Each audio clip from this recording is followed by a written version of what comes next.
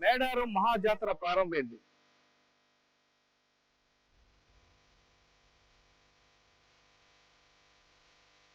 జాతరకున్న చరిత్ర ఏంటి అనే విషయాలు మనతో మాట్లాడడానికి ప్రధాన పూజారిగా జగ్గారావు గారు ఉన్నారు. అని అడిగి అసలు చరిత్ర ఎప్పటి నుంచి ప్రారంభమైంది,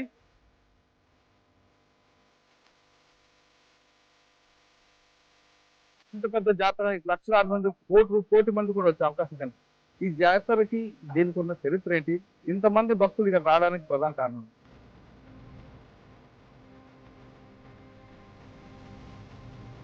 పూర్వకాలంలో ఇదంతా దట్టమైన అడవి. ఆ అడవిలో ఒక ఆదివాసీలు ఈ అమ్మవారిని పూజించడం మొదలుపెట్టడం జరిగింది.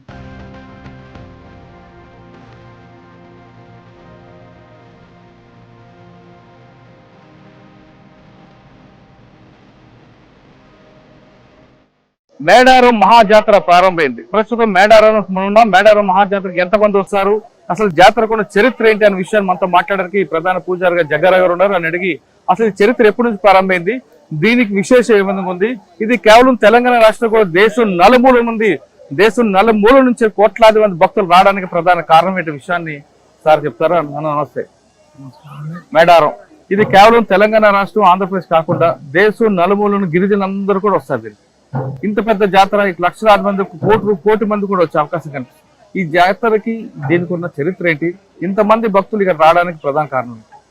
ఈ జాతర సమ్మక్క సారలమ్మ జాతర, ఇది ఆదివాసీల జాతరగా ఆదివాసులు చేస్తున్న జాతర. వీళ్ళ ఆచారం సాంప్రదాయము గొట్టు గోత్రాల ప్రకారంగా ఈ జాతరని చేయడం జరుగుతున్నది. పూర్వకాలంలో ఇదంతా దట్టమైన అడవి.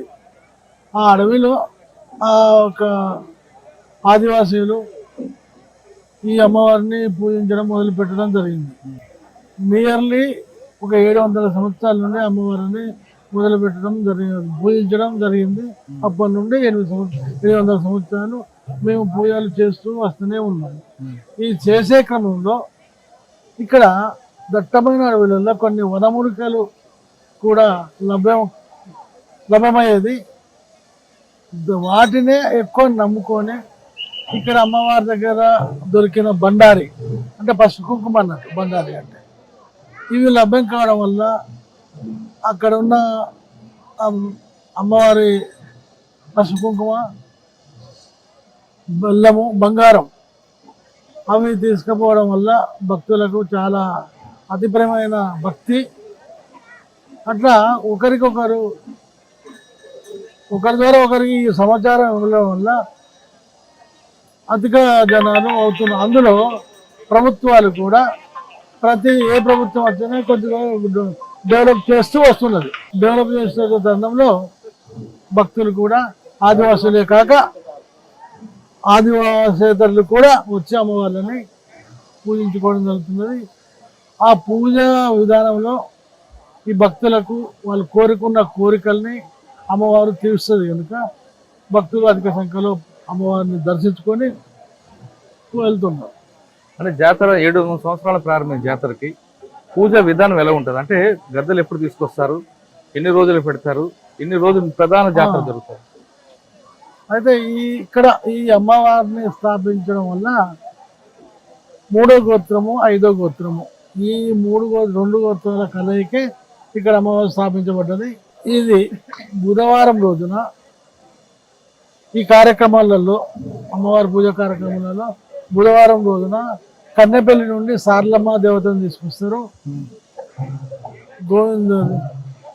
కొండాయి నుండి గోవిందరాజుల తీసుకొస్తారు. పూనుగొండ నుండి పగిడితరాజును తీసుకొస్తారు. బుధవారం రోజున జరిగే పూజా కార్యక్రమము. దాని తర్వాత గురువారము ఉదయం 7 గంటలకు వనదేవతని తీసుకురావడం జరుగుతున్నది. వనదేవత అంటే అడవిలోకి పోయి వనం తెచ్చి ఎదురు తీసుకొస్తాం, దాన్నే వనదేవత అంటారు. 7 గంటల నుండి 8 గంటల వరకు తీసుకొచ్చి అమ్మవారి గద్దెల పైన ప్రదర్శించడం జరుగుతుంది. అది జరిగిన తర్వాత మళ్ళీ 3 గంటలకు చిలుకల గట్టుకు సమ్మక్క తల్లిని తీసుకురావడం జరుగుతుంది. ఇప్పుడు 3 గంటలకు పోయి అక్కడ 4:30 నుండి స్టార్ట్ చేస్తే 6:30-7 గంటల వరకు అమ్మవార్లు గద్దెకి తీసుకొస్తారు. గద్దెకి తీసుకొచ్చిన తర్వాత ఇప్పుడు అన్ని దేవతలు సమ్మక్క, సారలమ్మ, పగడిద్దరాజు, గోవిందరాజు ఇవన్నీ గద్దెట వాళ్ళ గద్దె మీద వాళ్ళు ప్రశ్నించడం జరుగుతుంది. శుక్రవారం రోజున భక్తులు ఈ 4 దేవతల్ని దర్శించుకొని వాళ్ళ యొక్క మొక్కులు చెల్లించుకోవడం జరుగుతున్నది. దానికి ఈ రాష్ట్ర ప్రభుత్వం వారు కొంచెం ఈ గద్దెని కొద్దిగా మార్పు చేద్దాము అనే ఉద్దేశంతోనే అప్పుడు ముఖ్యమంత్రి గారు వచ్చినప్పుడు ఏదో ఆయనలో ఆలోచన కలిగింది. ఆ కలగడం వల్ల ఈ ప్రాంగణం అంతా కొంచెం హెల్ప్ చేస్తూ కొంచెం చేంజ్ చేయడం జరిగింది. గద్దెలు లెక్క చేయడం జరిగింది. ఇక్కడికి వచ్చిన ప్రతి భక్తుడు కూడా ఇక్కడ కూర్చొని బంగారం ఇవ్వడం అంటే బెల్లం ఇవ్వడం సాంప్రదాయం కనిపిస్తుంది. బెల్లం అంటే ఎత్తు బంగారము అంటారు దాన్ని సార్. మనం ఎంత బరువు ఉంటుందో దాన్నే ఎత్తు బంగారం అంటాం. ఎందుకంటే మనకు ఏమన్నా పిల్లలు ఎడితే ఎత్తు బంగారం పెడతాము అని, ఏమన్నా ఉద్యోగం వస్తే ఎత్తు బంగారం పెడతామని, నాకేమన్నా జబ్బు వస్తే దాన్ని ఆ జబ్బు పోతే నీకు ఎత్తు బంగారం పెడతాం తల్లి అని మొక్కుంటారు భక్తులు. అంటే దుకాణంలో తెచ్చినప్పుడు అది బెల్లమే. ఆ బెల్లాన్ని మనం తూకం చేసిన తర్వాత దాన్ని తీసుకుపోయి గద్దెల పైన పెట్టినప్పుడు అది బంగారంగా రూపాంతరం చెందుతారు. పేరు మారుతారు, రూపాంతరం చెంది పేరు మారుతారు. అది బంగారము. ఆ బంగారమే అందరు తీసుకొని కళ్ళకు అద్దుకొని పోతారు. ఈ బంగారం అట్లా ఉంచుంటే మంచిది. మళ్ళీ పసుపు కుంకుమ కూడా అతి పవిత్రమైన పసుపు కుంకుమ అది ఇంట్లో తీసుకుపోయి మన పిల్లలకు ఏమన్నా జరిగినప్పుడు చెడు ఉంటుంది, గాలి ధూళి అనేది పదాలు వాడతాం మనం ఈ తెలంగాణలో ఎక్కువ. అది పొగేస్తుంటారు, ఏమన్నా వచ్చినప్పుడు వాళ్ళకి పొగేస్తుంటారు, అదంతా పారిపోతుంది, చెడు పారిపోతుంది అనేది నమ్మకం. కోడిని కోయడం వెనుక ఒక చిన్న చిన్న శక్తులు ఉంటాయి. అవి ఆ కోడిని ఎదురు దండం పెట్టి చేస్తే ఆ శక్తులు కూడా దాంతో పారిపోతాయి అనే నమ్మకంతో ఆ కోడిని కోడి పిల్లని అమ్మవారికి దండం. కాదన్న, కొంతమంది రావడానికి ముందే సమ్మక్కకి దండం పెట్టి ఇంటి దగ్గర కోడిని కోసి కొంత బియ్యం తీసుకొస్తారు. దాని వెనక ఉద్దేశం ఏంటి? అమ్మవారికి కంపల్సరీ వడి బియ్యం అంటాం, వడి బియ్యం కట్టుకుంటాం. అలా కుడుక, గాజులు, పసుపు బియ్యము, పసుపు కుంకుమ అవి తీసుకొచ్చి ఆ వడి బియ్యము అమ్మవారికి సమర్పిస్తాం. దాన్ని ఇక్కడున్న ప్రజలందరూ తీసుకుపోతారు. తీసుకుపోయి మన పంట పొలాలలో చల్లుకుంటారు సార్. ఎందుకంటే ఇది అమ్మవారి దగ్గర తీసుకొచ్చిన బియ్యం కనుక మన పంట పొలాల్లో చల్లుకుంటే మనకు పంట ఎక్కువ ఫలాన్ని ఇస్తాయి, ఎక్కువ పంట ఉంటుంది. ఒక ఎకరంలో 20 బస్తాలు పండేది ఒక 30-35 బస్తాలు పంటుందని నమ్మకంతో భక్తులందరూ తీసుకుపోయి చల్లుకుంటారు. మీరు చాలా సంవత్సరాలు చూస్తున్నారు కదా, సంవత్సరం పెరుగుతుందా భక్తుల సంఖ్య? దీనికి సంవత్సరం పెరుగుతున్నా సార్. కాకపోతే ఏంటంటే ఒకప్పుడు అదంతా దట్టమైన అడవి, దాన్ని భక్తులు కొద్దిగా అనుమానించేది, కొద్దిగా వెనక ఉండేది. ఏదో అడవిలా ఎట్లా మేము పోయి పండుకోవాలనేది ఉంది. కానీ ఇప్పుడు మాత్రము ఆ భయం ఏమీ లేదు, అడవిలోనే పంటున్నారు. వాళ్ళకి ఎలాంటి చిన్న చీమ కూడా కుట్టదు, హాని చేయదు అనేది నమ్మకం. బాగా గతంలో అన్నలు ఉన్నప్పుడు కూడా వాళ్ళు ఏమి చేయకపోయారు. మీ పని మీరు చేసుకోండి, మా పని మేము చేసుకుంటాము అనే ఆలోచన మీద వాళ్ళు ఉండేది. ఎవరిని కూడా ఇంత అది కాకపోయారు. కొంత అప్పుడు జంతువులు కూడా విపరీతం తిరిగేవి కదా, జంతువులు విపరీతం తిరిగేది. ఎక్కువ పులులు, చిరుత పులులు, ఏగోళాలు ఇవి తిరుగుతుండే సార్. అవి ఆ జంతువులు కూడా ఎవరిని కూడా ఇంత హాని చేసినట్టు కాలేదు. లోపలికి వచ్చిన తర్వాత భక్తులు ముందు ఇక్కడి నుంచి వెళ్ళాలి కదా, సమ్మక్క దగ్గర నుంచి. ఒకసారి అమ్మ గురించి చెప్పండి.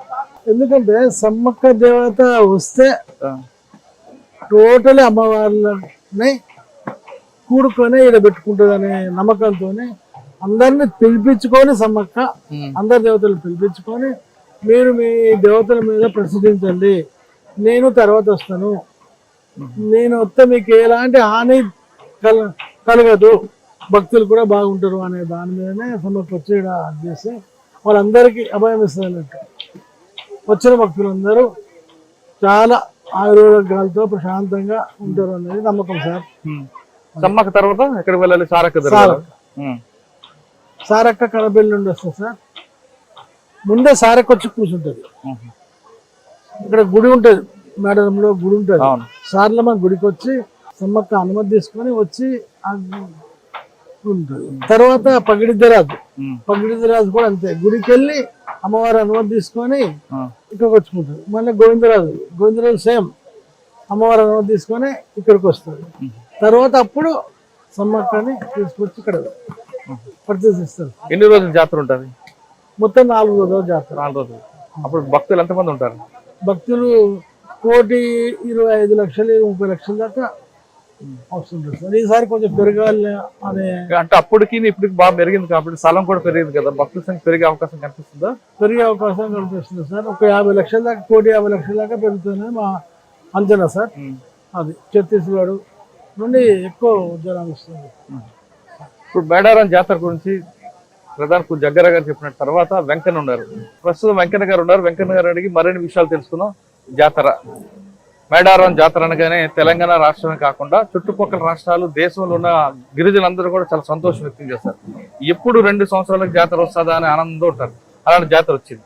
ఈ జాతరకు విశేషాలు జగ్గర గారు చెప్పింది కాకుండా కొత్త విషయాలు ఇంకా ఇప్పుడు అంటే పాత తరం కాకుండా వచ్చే తరం వాళ్ళు కూడా జాతర గురించి తెలుసుకోవాలంటే మీరేం చెప్తారు? ముఖ్యంగా మహాజాతర సార్. ఇప్పుడు శ్రీ సమ్మక్క సారలమ్మ మహాజాతర అంటే ఆదివాసుల యొక్క కట్టుబొట్టు ఆచారాల ప్రకారంగా ఉన్నటువంటి జాతర. ఈ జాతరకి 4 మూలల నుంచి వేల సంఖ్యలో, కోట్ల సంఖ్యలో జనాలు వస్తుంటారు.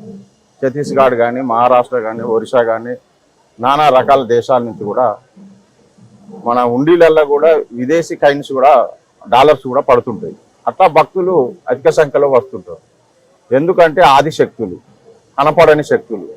అవి ఏంటిదంటే మనకు ఉన్నటువంటి అడవిలో వృక్షాలు, జంతువుల నడుమ, పులుల నడుమ, గుడ్డేలుగులు, కోండాసులు ఇట్లాంటి పెద్ద పెద్ద జంతువుల నడుమ జీవనం గడిపినటువంటి శక్తులు. అది ఆ యొక్క దేవతల పండుగ అంటే అది ఓన్లీ మనకు ఉన్నటువంటి గద్దె మీద ప్రతిష్ఠించినటువంటి ఏ స్తంభం అయితే ఉన్నదో ఆ స్తంభము ఆ యొక్క దేవతలకు ప్రతిష్ఠించి, అంటే వాటి దగ్గర ఉంటే మనకు ఎలాంటి దోషాలు కూడా ఎలాంటివి కూడా రావు అనే దాని మీదనే ఆ యొక్క చెట్టు మూలికగా వేయించుకున్నటువంటి స్తంభాలు.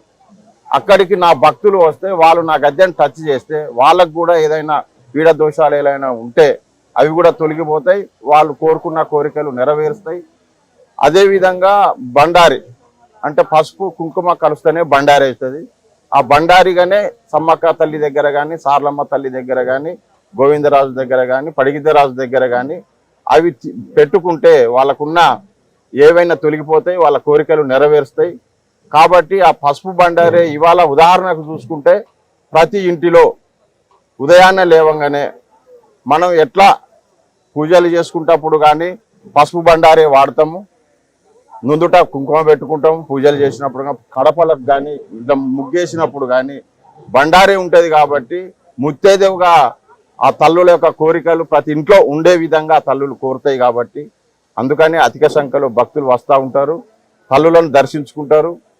ఇంకా ఈ సమయానికి చూస్తే ఇప్పుడు మెరుగైనటువంటి ప్రభుత్వం ఈరోజు మంచి ఆలోచన మేరకు ఆదివాసుల యొక్క అస్తిత్వం ఆ యొక్క రాతి బండల పైన వేసి ముద్రించి 7,000 బొమ్మలను, శిల్పాలను చెక్కి ఇక్కడికి వచ్చే భక్తులకు దర్శనం ఇచ్చే విధంగా నిర్మించడం జరుగుతుంది.